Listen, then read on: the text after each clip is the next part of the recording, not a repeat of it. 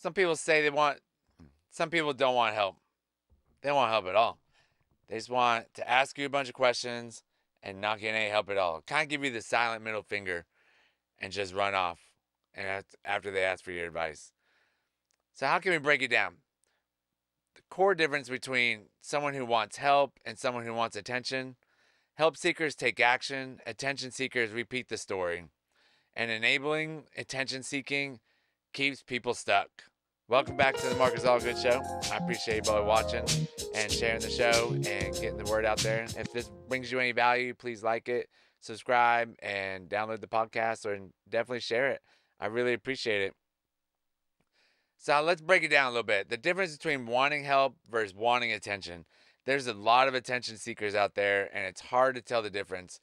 And once you do, you don't go back to them. Don't let them keep sucking your time and wasting your time. But people who want help ask for tools. They apply the feedback. They take uncomfortable steps. They make changes quietly. People who want attention now, they retell the same story over and over, reject solutions, stay in crisis mode. They never take action to get the help. And they want sympathy and not responsibility. They just want you to feel bad for them. They don't want to do anything about it. They want you to feel bad. They want you to be like, oh, it's going to be okay. They want to take your advice, take your time. They want to sit with you for an hour or two and just keep telling you the same story over and over and over. And you're like, stop it. I'm done hearing the story. Like, I get it. I get the story. I got the story. But here's the solution. What are you going to do about it? And normally they'll start telling you the story again. And it's super annoying. It's just one of those things that they love to do. If someone keeps explaining the problem but never applies the solution, they don't want help. They just want validation. They just want you to be like, yeah, it's okay, or no. They really want you to just agree with them most of the time. They want you to say, yeah, it's okay. It's just what it is. It is what it is. You're not going to be able to do anything about it. They don't want the real solution. They don't want to take responsibility for themselves. They don't want to take ownership of how they got into this position, anyways. And so they just keep going on looking for the validation and looking for you to join in on their pity party. And we're not going to stand for that. We're not going to go for the pity parties. We're getting away from pity parties in 2026. So the reason why this pattern exists is attention feels safer than the change does. Change is hard for anybody, and we've always talked about that.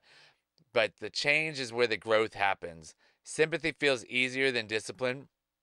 Being the victim removes responsibility. Growth requires discomfort. Attention doesn't. Attention allows you to just sit on the couch or go have some drinks, sit at the bar, talking to your friend about the situation that's happening. It's not getting the actual problem solved. It's just getting the attention, getting the sympathy. Feel bad for me. I'm so the I'm so miserable the way it is. So this isn't about being a bad person. It's about being stuck in an identity that gets rewarded for staying broken. It doesn't mean you're a bad person. It doesn't mean that you can't get out of it, but it's going to take a lot of work and a lot of uncomfortable time to get there, to pass what you're going through. You got to get uncomfortable. Like, we talk about this all the time, but if you just want to stay stuck and don't get uncomfortable, then you're going to be in that position all the time. Like, you're just gonna keep going back and forth, telling the same story over and over. Social media has definitely made this worse because of the fact that we're oversharing pain. It gets likes. I really don't share the pain and misery that goes through on in my life. I do share some of the good things.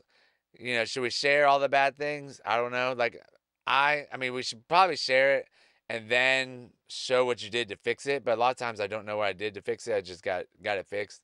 I just handled the situation. And a lot of people are that way. It's the people that overshare with the pain and start loving the likes from it. And then they just keep going on and on and on. And then the stories, you're like, this is getting old. Just go out and fix it. Struggle gets engagement, which is super true. Healing in silence gets ignored because you're not posting about it. You're not showing it. But even if you tell people you've healed, most of the time it's not going to get the hearts that the struggle gets or the oversharing, the pain gets. The hearts and the likes are what people go for over and over and over. It's what brings the drama is what brings all the people to the yard. It's crazy how the drama can outweigh the actual solutions that people come up with to get through the problem. It's just it's crazy how that goes because the problems on social media, you'll just get comments after comments after comments, and the solution just like, oh, okay, thanks for sharing. Some people learn, if I stay in the pain, I get seen, and that's dangerous. You don't want to be there. I don't want to stay in the pain. I definitely don't want to stay in the pain. You don't want to stay in the pain. You just because you're being seen doesn't mean it's a good scene. You want to get out there, fix the problem, move on to the next solution, move on to the next thing, because you're always gonna have a problem. If you just keep reliving the same problem, it's gonna be a rough life and a long life for sure. The cost of staying in attention mode, you never heal, you never grow, you're just stuck. You exhaust the people around you, and I've already rolled my eyes a few times during this. You build an identity around struggle. You lose trust with yourself. Keep saying you're gonna fix it and not fixing it. You're gonna lose trust, and then therefore you're just gonna stay in the non-growth mode. You're just gonna stay where you're at. You're not gonna change. You're not gonna change into a different person. You're just gonna be the same stuck person telling the same story about how you broke your arm in high school and you can't throw the ball anymore. Instead of moving on with it, getting your life together and changing what you need to change in your mindset to get you to the place you need to be next. Pain that's never acted on becomes a personality. It becomes your identity, really. You just become that person that I had this happen to me, so therefore I am this way. Let's get out of that. Let's break that habit. Let's break that pain, heal from the pain, and get out of that and change that personality. The hard truth about the growth is real growth looks boring. It's super boring. Nobody really goes over it. They just talk about they read some books and things like that. But it really takes a lot of things. It takes your boundaries, setting up your boundaries. Don't let people suck your time. Don't let the whiners in. Don't let the attention seekers in. Don't let any of those people in. You got to cut those people out. You got to stay consistent. The consistency is number one or number two on the list. Accountability. You got to take accountability for your actions, and you got to take accountability for where you're at now. And you got to take accountability for where you want to be in the future. Quiet progress. I usually don't say a whole lot about my progress or what I've grown through over the last 10 to 15 years. I just think it's normal. So I don't really know where to start, but it's not normal for people to have as much growth as I did. I would love to hear some of y'all's growth and what's changed in your life over the last 10 years and where you've come from. Fewer words, more action. Definitely more action. It's all about action. You can talk and talk and talk to oblivion, but unless you take action, nothing's going to happen. And this is why fewer people choose it. It's hard. Nobody wants to take the accountability. Quiet progress. Everyone wants to boast about it and get the likes on social media. It's just not how it works. You got to stay quiet. You got to stay boring. And boring fixes yourself and makes yourself a better person. How to shift from attention to transformation. Stop retelling the same story and start rewriting it. Change it up. Switch it up. Go into the uncomfortable zone. Find out what makes you uncomfortable and go towards it. Ask, what am I avoiding by staying here? You're probably avoiding a lot.